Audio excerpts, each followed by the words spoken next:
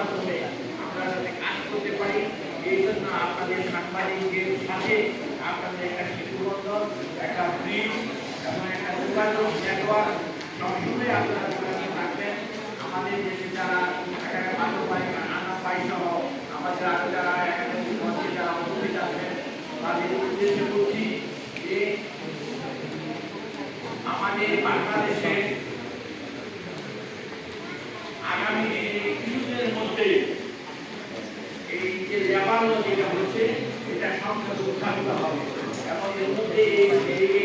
আগামী অধিবেশনের আগে অর্থাৎ এই 2 তারিখ থেকে যে সংসদ অধিবেশন হবে সেই অধিবেশনে এই আইনটি পাস হবে বলে আমাদের সভাপতি জানিয়েছেন এবং আশা করি বাংলাদেশের শ্রমিকদের পক্ষ থেকে যে সংশোধনী সেখানে উপস্থাপন করা হয়েছে এবং দেওয়া হয়েছে শ্রমিকদের স্বার্থে সেই সংশোধনী পাস হবে। আজকের এই সভাপতি এটাই যেন এই আমাদের শ্রমিকদের স্বার্থ রক্ষা এবং মর্যাদা করিতে এবং সেখানে সমস্যাকে করা হয় এই দাবি করছি। না না ভিডিও করতেছি।